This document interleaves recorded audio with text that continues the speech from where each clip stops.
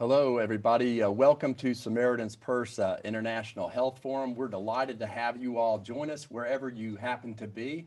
First, I'm going to start off just with a few logistical issues. As you remember, there's the chat box to the right of your screen. Just encourage you to utilize that. If you would, as always, we always like you to sign in your name and where you're located so we have a good idea where our listening audience is coming from. And a little bit of change today. Normally, we dedicate Q&A to the end of the presentation, but today we're just really wanting to engage you a bit more. So if you have questions, please pose them to us during our conversation, and we'll try and address those throughout the conversation. And then at the end, we'll of course address any questions that we haven't answered. So yeah, let's go ahead and get started. Before I introduce our speakers today, let's open up in a word of prayer. Dear Heavenly Father, we just thank you so much for this opportunity, this technology that we have here at Samaritan's Purse, just to be able to learn from one another, to learn better about international medicine so that we can utilize it as a vehicle for the gospel.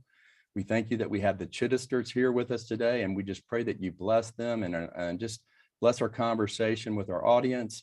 Lord, be with us today. We just thank you for this opportunity in Christ's name. Amen. All right. Well, I'm delighted to welcome our guest today, Doctors Andrew and Amy Chittister. Really today, what we're going to be talking about is really taking the family to a mission hospital.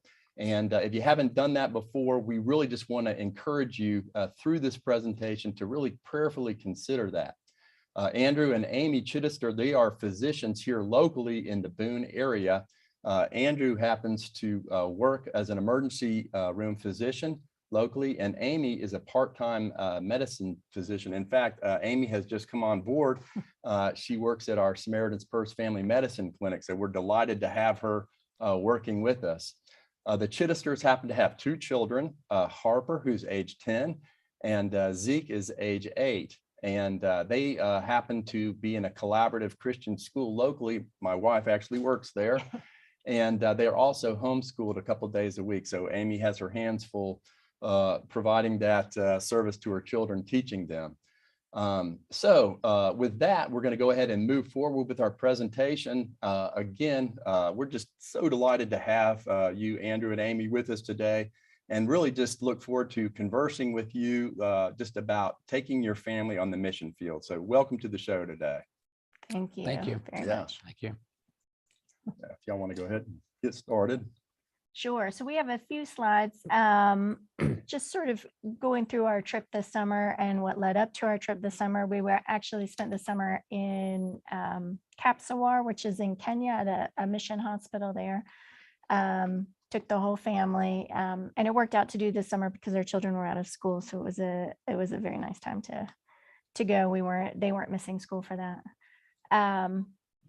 So I guess I wanted to talk, and Andrew can add in. We started thinking about this trip probably about a year beforehand. Okay. And I think that was really important because we're both working. Yeah. And so we need to give our employers some sort of a heads up that we were thinking about it.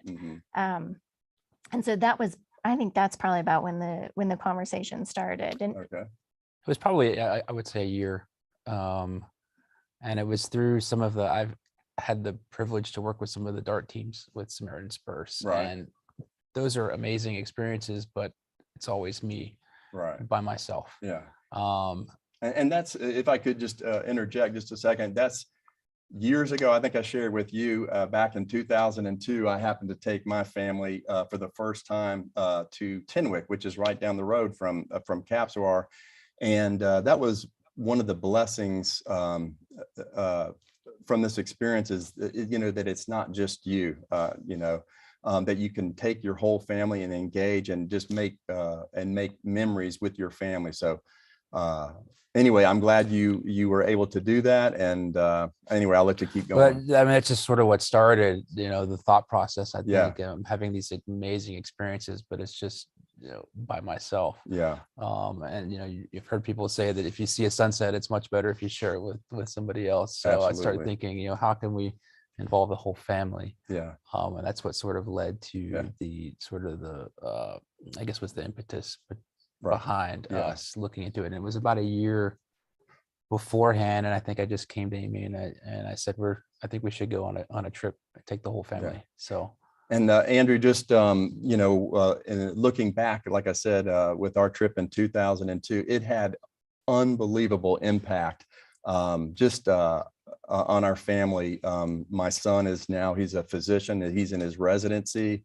Our daughter is a nurse, and I think that is a direct result of that first trip we took to Tenwick Hospital in Kenya. And so, and also, like you said, just enjoying the sunset together. When we look back and think about memories that we made together, that is definitely one of the most memorable times that we had, is taking that mission trip together to Tenwick Hospital. It was profound. It impacted us not only just to formulate memories, but it just impacted us spiritually. I think we really grew in our faith. So anyway, and I'm sure you had some of the same experiences. Yeah, I mean, absolutely. From the very beginning, there was definitely tests of faith. Just everything from planning, work, trying to arrange time with work.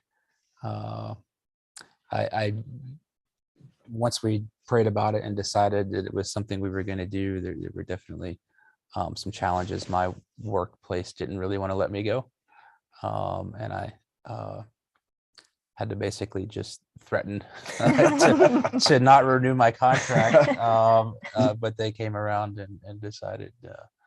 But that was just from the very beginning. I'm trying to arrange that. But in fact, Andrew, what I kind of learned years ago, whenever I decided to work at a given place, I would put it in my contract. I would always put leave without pay on an annual basis for a month for family medical missions. Yeah. So encourage you to do the same. That's a great, Absolutely. that's a great tip. Yeah.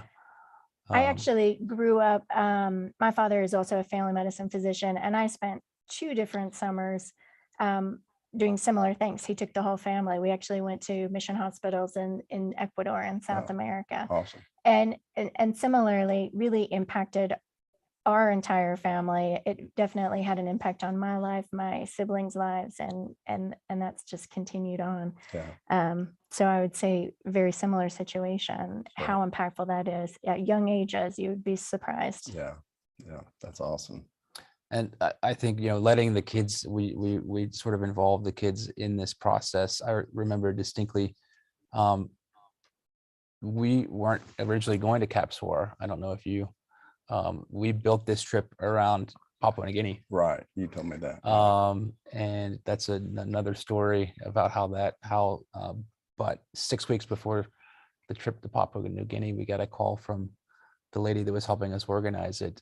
And she said, your visas and medical license just are not going to come through in time. Right. Are your dates flexible? And I said, yeah.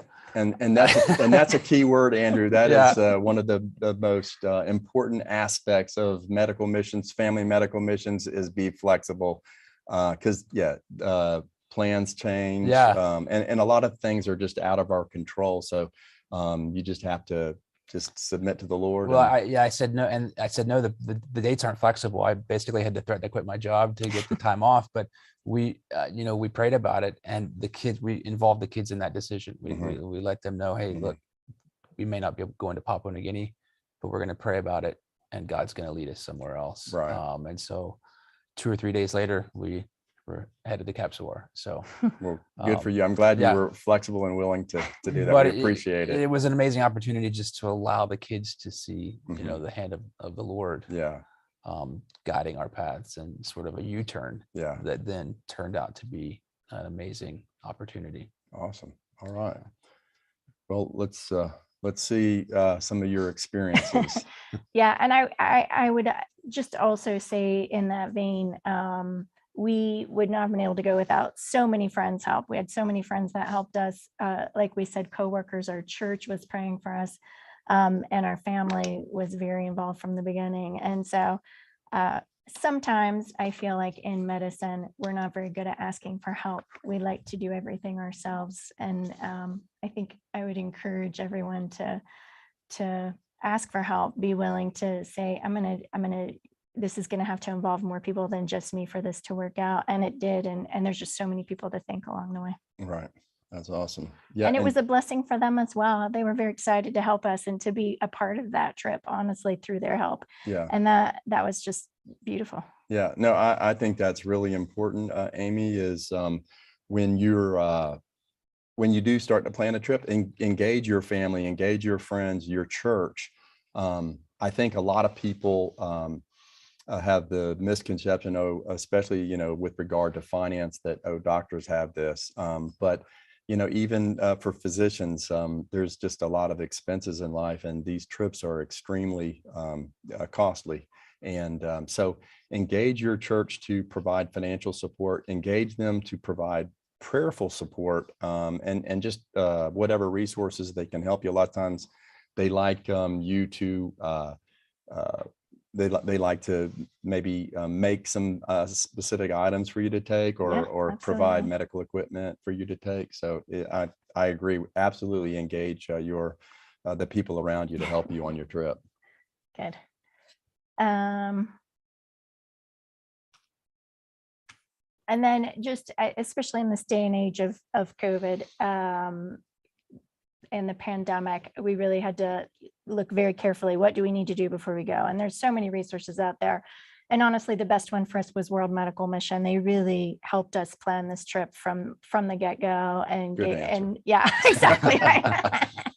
But they were, I mean, it was amazing. And so there was not a lot that we weren't expecting along the way, because they really prepared us for that. And so absolutely the best resource that we had for the trip by far. But other resources, I mean, we even had shopping lists even. Yeah. It was as detailed as like, get this certain brand of peanut butter at the grocery store when Yeah. you're in this Well, city. It was perfect. amazing. Well, I remember for years before I worked at World Medical Mission, I volunteered there for many years and went on a number of trips. And I always would brag on them. And I would always say, World Medical Mission is a turnkey outfit.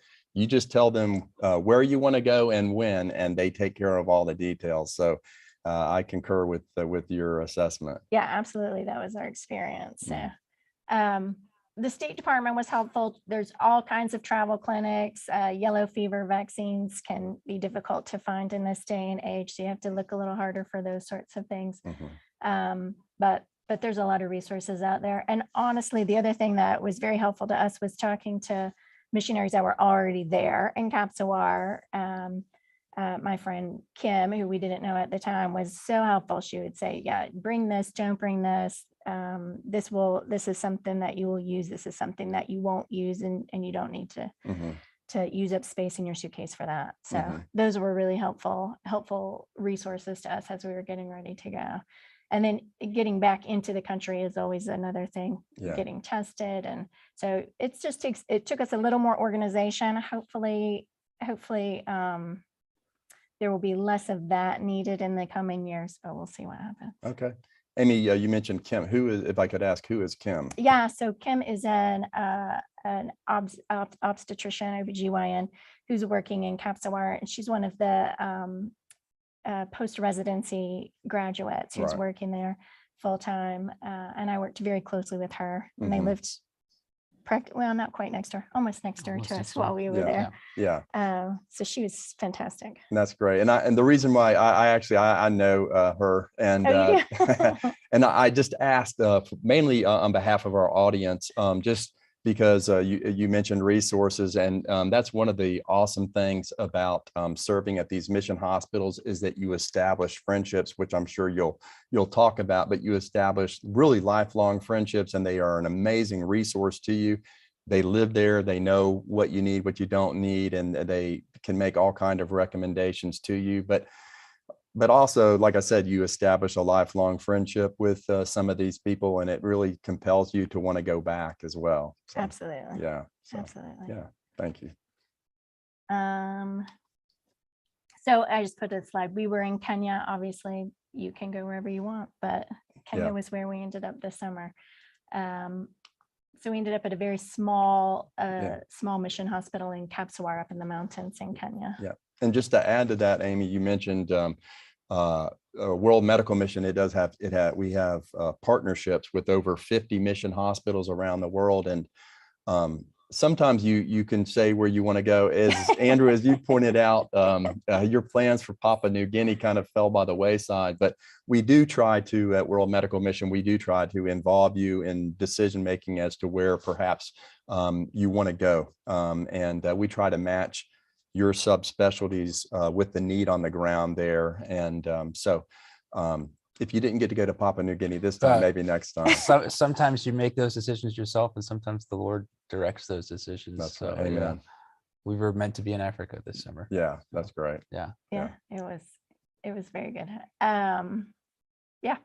So we went, and I think the other thing I wanted to sort of bring out in the presentation is, especially as physicians, you feel like, yeah, we're going to serve our patients. And we did a lot of that. Yeah. So I do family medicine. I also did an OB fellowship. So I did quite a bit of obstetrics, mostly solely obstetrics, honestly, while we were there, and some pediatric newborn care as well. And then Andrew was able to really work in the rest of the hospital. And our case is unique in the fact that we're both physicians. So we were able to almost share a full-time job while we were there, because we had children and we needed someone to look after them. So we worked out a system along with Kim, who was super helpful for that as well. So Andrew would go in the mornings. I would stay with the kids in the mornings, and then Andrew would come home at lunch, and I would go in the afternoon and work in the maternity clinic, and then we were both taking call in the evenings. So right. Andrew, if I could just since we're talking about patients, and I don't know if you have a lot of international experience or not, but maybe if you could just talk to our audience a little bit about what that was like, kind of going to Kapsawar, and I'm sure you encountered some disease entities, some endemic diseases maybe you hadn't seen before. Was the staff supportive to you? How did that work out? Yeah, I think it was great. I had to work in the emergency room here in the States, and I had gone expecting hopefully to work in the casualty department, is what they call it there, which I thought was a great name. Right. But I was needed more in the sort of the hospital wards there. And so it was a little bit of a brush up on hospital medicine when I got there, but the staff was very supportive. And Kapsawar has a residency program. I don't know if that's unique. I don't know what some of the other World Med affiliated hospitals have, but they do have a family medicine residency program. Right. And we had 3 to 4 residents with us at a time. And so they were very supportive as well. And I probably learned as much from them as, I'm sure, as they did from me. Yeah, a lot of our partnership or partner hospitals do have residents. We have residents through what's called PACS, Pan-African Academy of Christian Surgeons. And then also unique in Kenya, we have a family medicine residency program throughout Kenya. And they're in a lot of our Kenyan hospitals there. But you're right, they're very approachable and fun to work with, and you can learn so much from the resident doctors. And so that's great. It was definitely collaboration. I hope that I taught them some things, and I definitely learned some things from them too. Yeah, I think I think you're exactly right. It's collaboration, and I think they can teach you so much about endemic disease and also just working in a resource restricted environment. Situations maybe that we're not accustomed to, but I think what you bring to the table, Andrew, is a lot of technology, a lot of cutting edge information about practicing medicine. So I definitely agree with that word collaboration. It's a great collaboration. And then one other thing, and maybe you can just sort of speak into this too, is I just remember in my years of experience as a volunteer, just being a bit apprehensive about, can I do this? And just being apprehensive. But I think it's a it definitely, it pushes you to the edge, but you Yeah. have residents there. God brings people to you that help you make these decisions, and it definitely enhances your prayer life. Yeah, yeah, you'll definitely be stretched, I Yeah, think, yeah. and pushed to the edge. But I think, you know, God always supplies what you need when you need it. Right. Um, yeah, That's great. yeah, That's awesome. Well, I'm glad you all stepped out in faith. Absolutely. Yeah. I would say. So these are just a couple of slides. They have a newborn unit. These are premature babies with very limited resources and care. And so doing what you can do and trusting and praying over patients was a daily part of it. Mhm. that's actually that's the NICU, I think, on the Yeah, left, on or the left. Mhm. yeah. But it will look totally different if you happen to go to Capsor. Okay. Dr. Travis Harris was very instrumental in raising funds to build a new NICU. So I Awesome. think that they started construction just as we were leaving, and he and his family were one of the other post-resident graduates that Yeah. was at Capsor when we were there. So the NICU may look a little bit different. That's great. Um, And I can tell you, just through the years, Andrew, a lot of very generous people, like volunteers like yourselves, or some of the post residents through our post residency program. They donate a lot of resources, financial, and donated medical equipment to augment and bolster these hospitals. And were it not for the generous efforts of these persons, these mission hospitals, like I said, it's a very resource restricted environment. So that's one of the great opportunities I think you have as a volunteer, is to really be able to, when you become familiar with a partner hospital, you can really contribute over the long term Yeah. through provisions like that, as in this case, the NICU and Dr. Travis Harris. Yeah. And the baby on the left, that was just a specific case. You asked about any cases, but Yeah. she was a baby. And I did see a lot of just undifferentiated pediatric fever Okay. was one that, and this was a baby that we treated for a long time that Yeah. probably had meningitis, but we couldn't prove it. Yeah. Let me just ask you this, just on behalf of our listening audience. So I think a distinct difference at Capsawar Hospital versus maybe where we practice here in the United States is a lot of diagnostics. So we don't have a lot of the laboratory diagnostic support, perhaps there at Capsawar, that we would have here. How do you deal with that? What did you do? It got creative. It's definitely different from working in an emergency department here, where Yeah. basically, at least where I work, you Mhm. walk through the door, you get a CT scan Right. of something. Right. They have them at the hospital entrance now. Right. But anyhow, we had ultrasound, we had limited capacity X-rays, certainly no CT scanning, Mhm. and then even laboratory availability, no cardiac enzymes, no EKGs, Wow. nothing like that. Yeah. So you get creative and Yeah. learn from the residents a lot. Mhm. This is one of the ways that they sort of taught us, what do we do in these situations? How Yeah. do we um, manage these patients without maybe not being able to diagnose exactly what they have? Right. We have a general idea of what's going on, Yeah. and treat that. Right. And if I remember correctly, a lot of times too, you kind of broaden your treatment Yes. to ensure, for example, if you can't differentiate between malaria and typhoid, you kind of Treat both. you treat both, Yeah, and just yeah. pray for the best. Yeah. Yeah. Awesome. Absolutely. Yeah, this was the ambulance in the picture, and then Andrew was able to go in the ambulance with one patient. So there was a referring hospital about 2 hours, hour and a half to 2 hours away. Probably, yeah, 2 hours away. There was a bigger hospital that had more capacity than Okay. Capsawar. Uh-huh. And so a lot of times, if we had sick patients or things that different diagnostic tests that we may not have, we would have to refer them to this other bigger hospital that had CT scanning and things Okay. like that. Okay. But it was a big decision for the patients, Right. because they were responsible for that ambulance ride. Right. And it was about $60 one way to take the ambulance from Capsawar to the bigger hospital. Wow. And just this case in particular was a little girl that was having, again, undifferentiated seizures, and we were having to give her such a degree of sedating medication that I was very concerned about her breathing. Yes. And of course, we didn't have intubation capability or anything like that at that facility. So Right. I remember it was a young mother and father in particular, and it was a struggle for them to raise the $60. And after a couple of days of this baby seizing, they were able to raise the $60. And I said, if they're gonna do that, I'm gonna make the ambulance ride with this baby. So awesome. Rode with her to the hospital, and she made it just fine.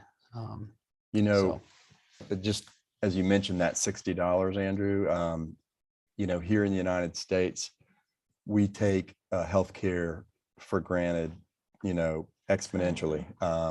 Just if we, get a bad laceration, we can just get in our car and go to the emergency room and take care of it. Or if we get COVID, we can go to the hospital and get it addressed. There, I mean, it's so often the access to healthcare is just not there, or there's so many limitations, like you said, just $60. And if they don't come up with $60 for transportation for an ambulance, it's not going to happen. Right.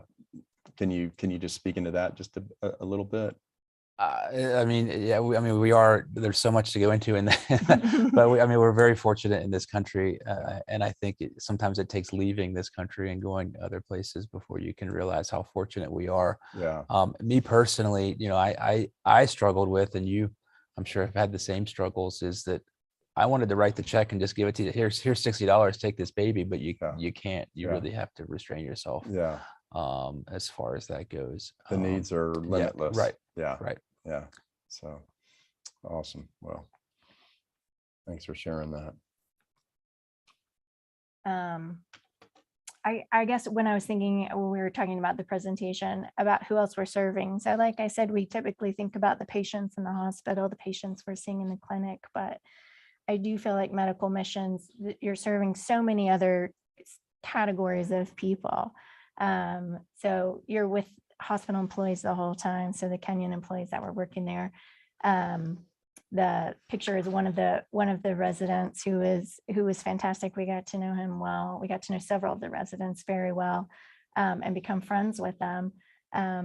There's several of the hospital employees as well that we got to know better. We got to know their kids better because they were over at our house playing with our kids lots of the times as well. And so that's what I would encourage, to think a little outside the box when you're thinking of serving in medical missions. We're not just serving patients, but we're serving everyone around us along the way. Right. That's awesome. Andrew did lectures for the residents several times. We both did a couple. I only did one, but Andrew did more than that. Some lectures with the residents and teaching, and I think that was really helpful. Yeah. And they had morning devotions at that hospital, and it was Andrew was able to go and be a part of that. Yeah. So those are really important ways, I think, for us to be involved there as well.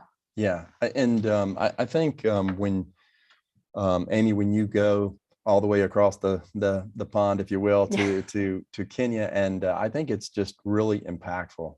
God calls us, and of course, Matthew, to go into the ends of the earth. And I just think there's just something that's so powerful about a foreigner, if you will, going to another land and sharing their skills in medicine and in their faith in the gospel. And I think it's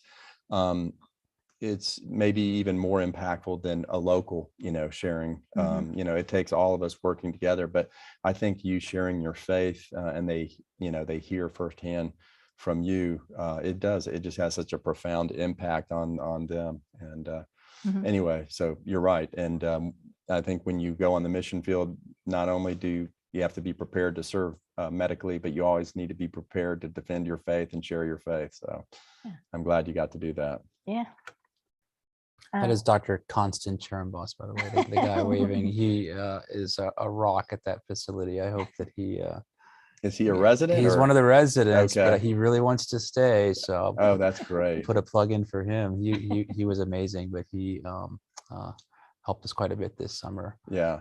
And he and his fellow residents, just speaking to that, they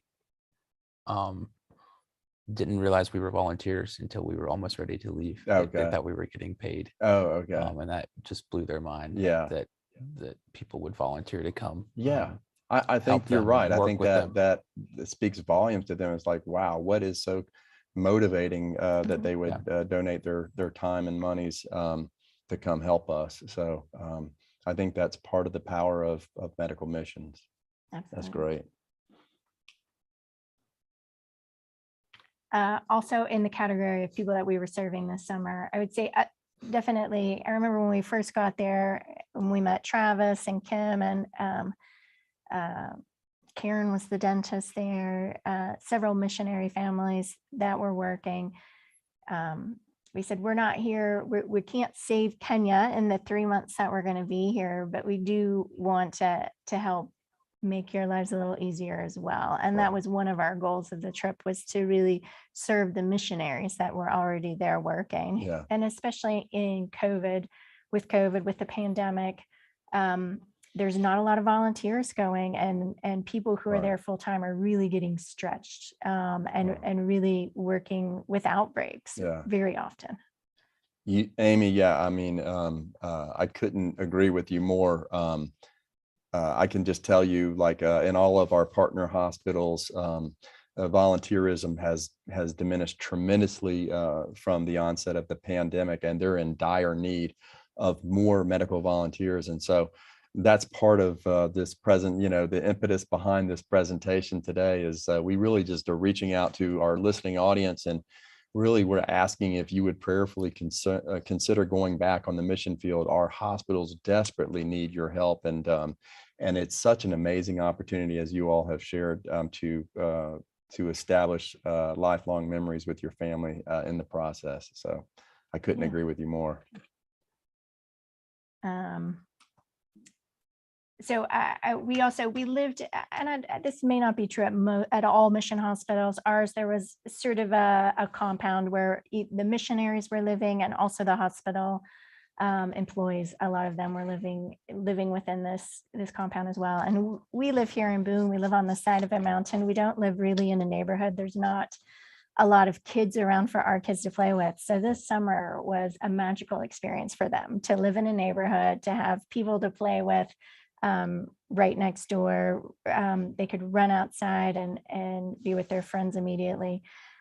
So we really felt like our kids were serving, kids were part of the service. I think this summer, being friends with the other kids, getting to know the kids that were there, both Kenyan and within the missionary community as well. Did you feel like it was safe for your children? Absolutely. Yeah. I think we felt like it was very safe. And I don't think we had any qualms with while we were there. It was a lovely community. Andrew and I are both from West Virginia, so we're used to sort of smaller and more rural settings. So we felt very at home while we were there. And Boone is similar in that way, just a much smaller setting. Yeah. And if I recall, the view from Capsawar Hospital is a lot like West Virginia. Yes. It's very pristine, beautiful mountains. Yeah. That was one of our, you mentioned safety though. That was one of our big concerns this summer, or before, while we were planning the trip, was safety. It's something that we prayed about a lot. I don't know if Amy felt more. I think we're both fairly protective of our children, as most parents are. But we were concerned about safety. But Capsawar in particular was absolutely amazing. And it was, I think you described it like summer camp, and maybe it might have been you, but it was like summer camp for the kids. It was great. Yeah. I remember, again, this is going way back to 2002, but I remember just trying to warm my wife up to the idea of bringing our children. At the time, they were 8, 6, and a year and a half. And we were debating whether they were too young to go, but we went to Prescription for Renewal, our annual medical conference, several times, and just heard from other families. And they said, no, that's not too young. That's perfect. It's you want to bring them while they're young. And so we eventually got up the courage to do that. And we felt very safe too. And for our children, it was summer camp on steroids. We still have pictures of them on rope swings with local Kenyan children, and they had the time of their life, and they remember it well to this day. So it was very safe, and honestly, I don't think you can be too young to take them. We're very careful. We don't assign you to. There's some facilities we wouldn't recommend taking a family to. But we have a number of mission hospitals that are very family friendly and safe. And so we're careful in that process. So it was one of the ways that World Med helped us plan this trip. Was from the get-go. Yeah. It's like, these are the hospitals that are family friendly, and these are the ones that aren't necessarily dangerous, but may not be the best places for children. Exactly. Great. Yeah. If your kids are having a miserable experience, you probably will too. That's true. You want to make them happy. This is one of the other things I think that happened this summer. Speaking back to my friend Kim, they are homeschooling their son.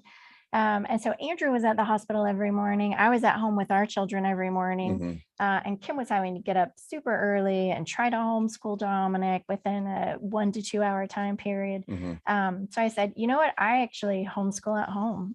This is what I do. This is my wheelhouse. And this is one of the things that I'm used to doing.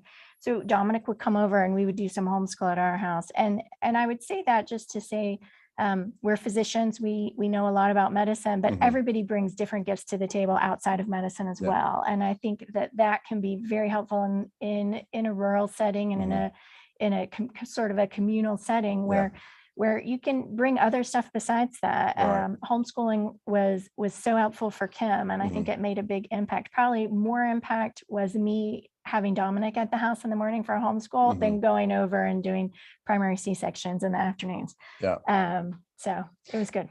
I have a comment from one of our physicians in the listening audience, Dr. Sam Williams, Sam and Liz Williams.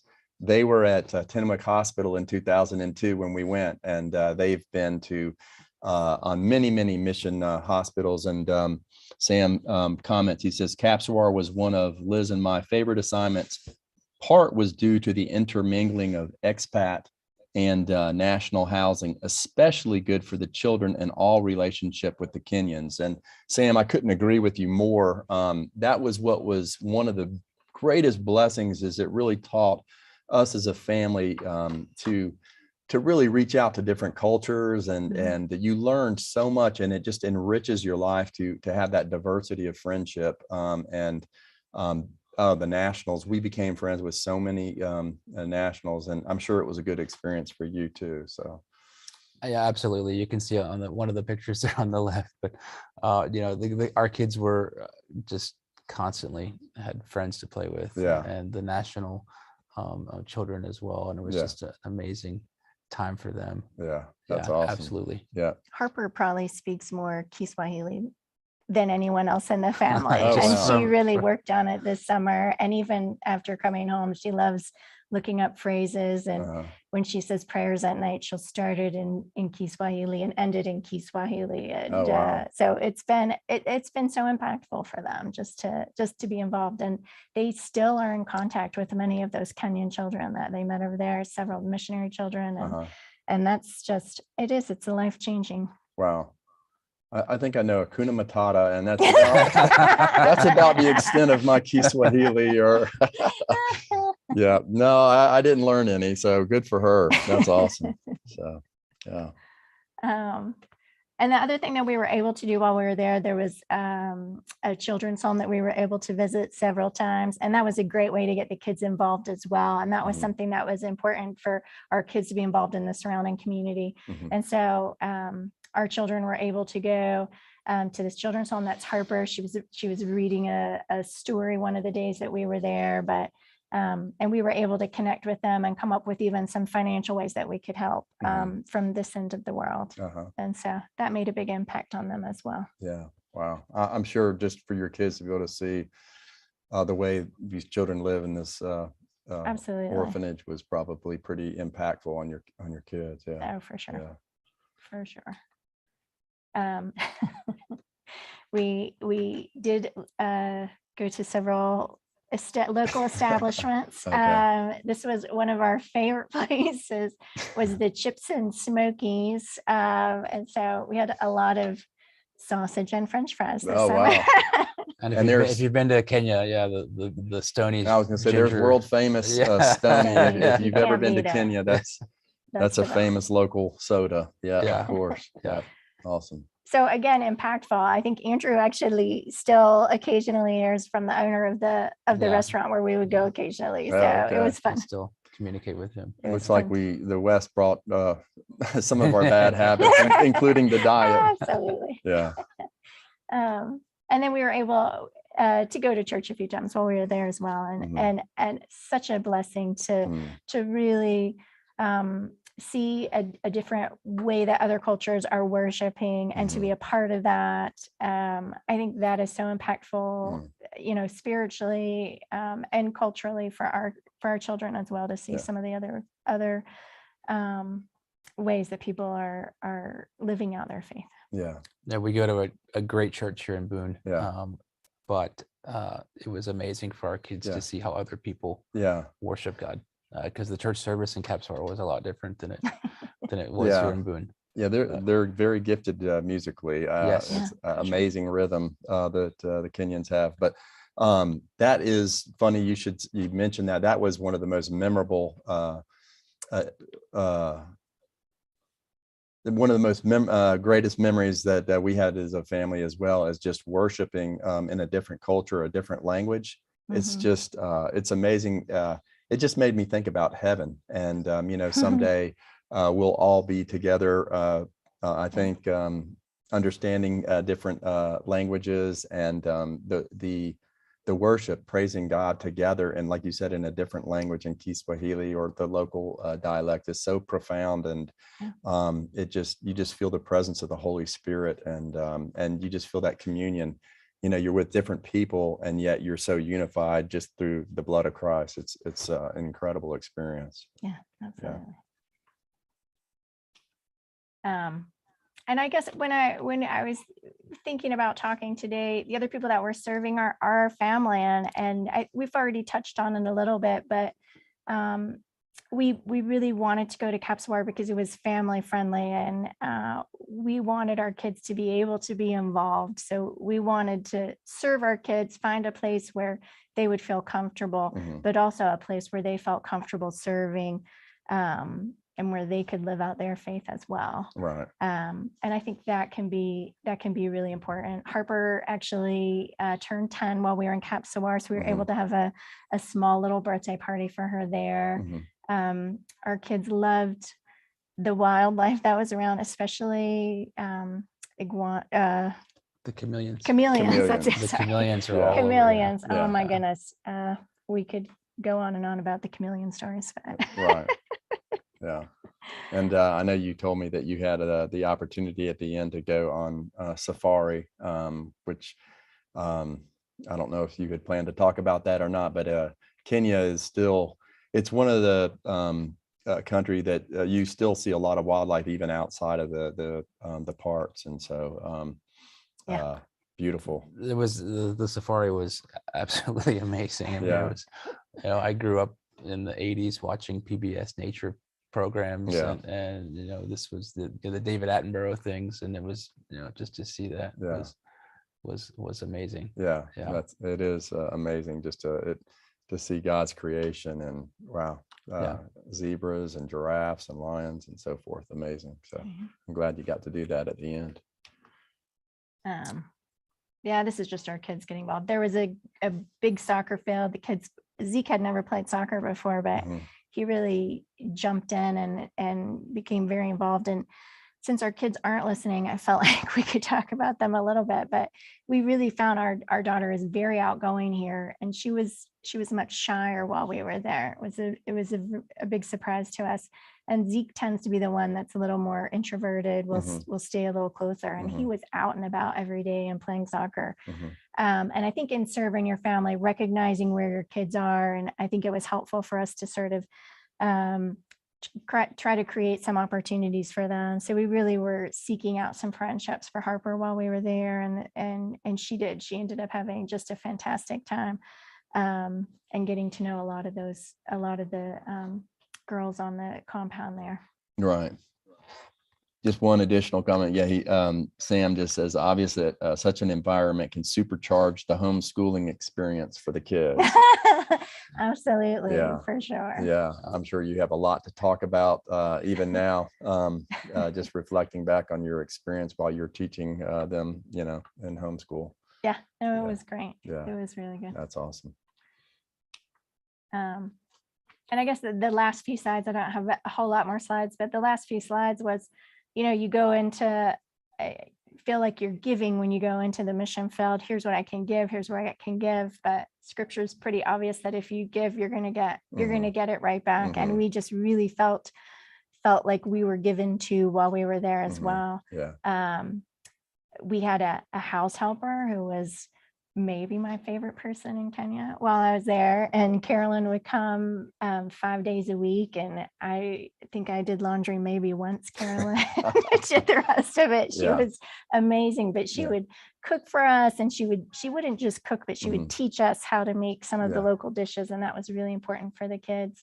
Our next door neighbors, there's two more of the residents, physicians, and then his wife in the striped dress, but that we would have them over in the evenings for dinner. Yeah. And one time I said, you guys have to cook some of the local Kenyan stuff for us. So we're cooking some Sukuma wiki. That's actually what Carolyn's making in the other picture, but we're just roasting some maize on the fire, which they said was their favorite way to eat it. And then after the corn was done, we put some goat meat on there, and they cooked us some goat. Yeah, you definitely you have to eat a goat and Sukuma wiki, and let's see, we would have mandasis. Did you have mandasis? We did. Yeah. We did right at the end. Oh, those were yummy. Yeah. So I remember we had house help too, and at first we were very reluctant to do that, but it really supports the local economy, and you're strongly encouraged to do that when you're there. But you're right. With medical missions, it is all about giving. It's not about you, but you do receive so much. And I remember after the first trip that we took, I remember just thinking, I'm addicted to medical missions. It's just, you just receive so much that you carry with you the rest of your life. So it's a great way to serve. Yeah, it was. And then we were able to see a little bit of the local environment as well. We did some hiking. There was a sort of a mountain that you were able to hike up with some. So that's I think with you and Harper there, that was a picture. We went on a local hike to a waterfall, and that's sort of the escarpment right there where it drops down into the Rift Valley in the background there. And then the mountain peak that you were describing, that was the other picture there. Is we some of the guys, we climbed up to the top of that mountain one day, which was over 10,000 feet elevation, which was very surprising for me in Kenya. Yeah. And again, our kids, they just had a wonderful summer. They got to know so many people, lifelong friendships. And even Harper's teacher told me, she's like, almost every day Kenya comes up in conversation. She was so impactful to her. She's talking about it all the time. That's great. Yeah. So I guess in closing, you feel like it had an impact on your children spiritually, not just experientially, but spiritually as well. Yeah, I mean, I would say definitely. Our children were involved in the Bible studies that we were having. We prayed a lot while we were there, and they learned to pray more specifically about things. I think sometimes we're pray for people who are hungry, but we could really see who we were praying for, Right. and the actual needs. Yeah. Zeke actually got saved after that trip, I believe. Not too long after Not that. too Oh, long wow. after Yeah. that trip, actually. Oh man, that's awesome. And Yeah. that was amazing. Yeah, that's So- awesome. I think the other thing I remember that was so incredible, it really pulled you away from television. It pulls you away Yeah. from gaming, Yeah. and you really just you really bond you just have a lot more intimate family time and Mhm. time with neighbors. And and I think part of that is just spending more time in the word and prayer. And it's just it's so edifying as a family. Yeah, it was amazing. And like Amy mentioned, specifically praying for people. I took them with me on occasion to the hospital, and we would make rounds. Oh, wow. Both of the children, we would make rounds through the hospital. And then we could pray for these people while we were there in the hospital. And then at night, we could specifically pray for the children. And they actually made friends with some of the patients in the hospital, some of the kids on the pediatric ward. Yeah. And we would go and play with the kids in the pediatric ward. Harper more than Zeke, but Yeah, that's great. it was spiritually, the experience. It was an amazing trip for them, and it was amazing to have them with us Yeah. to do that. So we're wondering where you guys are going to send us next, quite honestly. Well, I'm glad you said that. They're listening right now, so you'll Right. probably get a call this afternoon.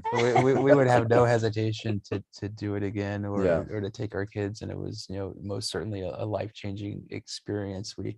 I think we did have some qualms about it at first, but the Lord provided, and great. just had an amazing time this summer with them. That's great. Well, Yeah. I can't say thank you enough for coming on the show today and just sharing with everybody about your experience. I really hope you out there that it just really makes you think about serving out on the mission field, especially at appropriate hospitals with your family. A number of people on our listening audience, Dr. Tom Boovey, Sam Williams, Chris Host, they all just say thank you for serving and taking your family to the mission field. And like I said, I hope this inspires you to do the same. Amy, you mentioned that these mission hospitals are so short-staffed right now because of the pandemic. And so we really do appeal to you to prayerfully consider, and I don't think you'll ever regret going. So thank you so much for listening today. I don't see any questions at this point, but incredible presentation. Just a reminder to you, our listening audience, that there is CME credit associated with this webinar.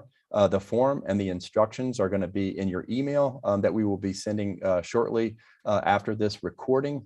If you are not on our email list, I encourage you to join the forum at health.samaritanspurse.org and be the first to learn about upcoming events and the next webinar. The next webinar actually will be March the 9th, 2022 at 12 p.m. And so we just encourage you to join us. And again, thank you for being with us today. Take care and God bless.